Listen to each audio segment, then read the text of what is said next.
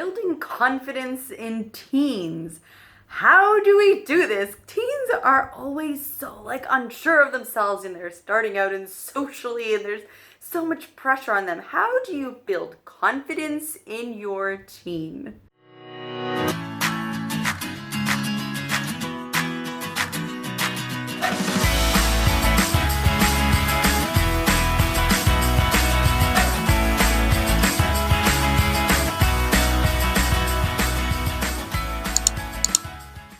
I have a friend who works in social stories. She works with kids and teens and even little kids, teaching them social skills. She does social stories with them.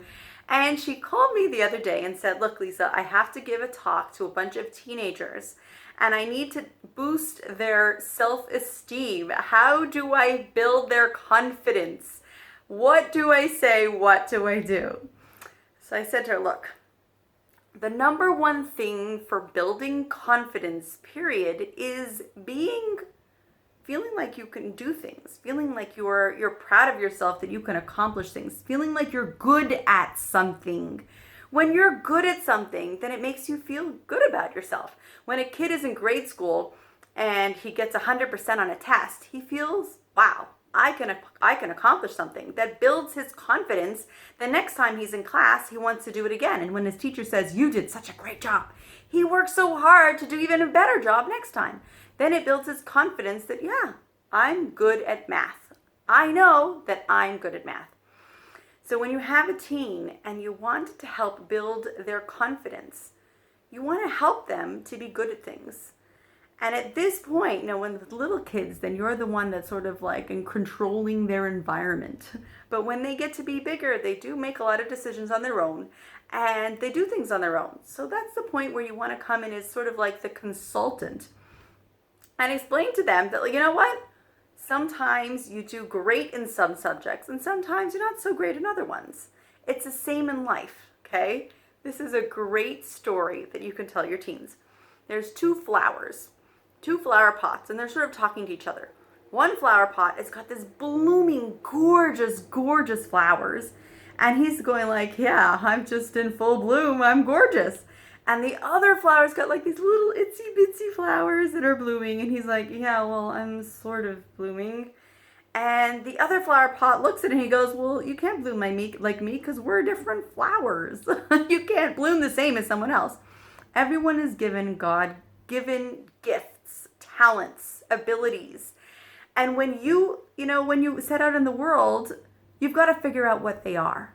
And in school, of course, some things become pretty clear. You've got some kids who are just better at math, and some are better at science, and some are better at sports. But you've got to look at yourself, teach this to your teen, to look at yourself and say, "Look, I'm better in this subject, and I'm not as good in that subject. I'm good at sports or acting or singing, and maybe I'm not so great at math, or maybe I'm brilliant in math, but I have no idea how to dance." I have literally got kids like each of these. I have one kid who's literally has 100% in almost every subject, but don't put her on a stage because she'll trip over her own 2 feet. I have another kid who is, can't do math or can't do so many subjects struggling with, but the most amazing performer. Every kid has got their talents. So you got to teach your child that when you go through school or when you go through anything in life, to look at your losses, look at your fails and say, "Okay, that's, I'll do my best. I didn't do so great on that math test, but maybe this isn't my biggest talent. I'll do my best. I'll try hard. But you know what? It's okay if I fail."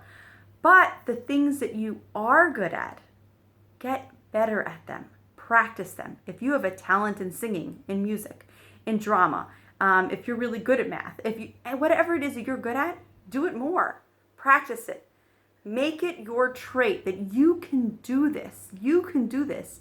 And then when you're good at it, be proud of yourself. Don't be that person that says, when someone says, "Wow, you have a stunning voice," and you go, "It's fine, whatever, it's not so great." No, be proud of yourself. Be proud of your wins. Celebrate your wins. And this is the key. Because when you're a little kid, your mommy's telling you, "Wow, what a good job." Your daddy, your grandparents, your teacher, they're saying, "Wow, what a good job you did." But when you become an adult, and teenagers are like little mini adults, you don't have anyone doing that for you. You got to do it for yourself. You've got to tell yourself, good job. Amazing. That was self-control I exerted there. That was grit that I had there. I had a win there even if I didn't get 100%. And compliment yourself. Be proud of yourself because someone has got to tell you those good encouraging words. And when you're an adult, there's not so many other people doing that for you. It's you that has to tell it yourself. Don't push yourself down when you have a loss, when you didn't do so great. Okay? You'll do better next time, or you'll try harder. But you know what? Maybe it's not your biggest talent. But in the things that you are talented at, do them again, and become great at them. And be proud of yourself and celebrate your wins.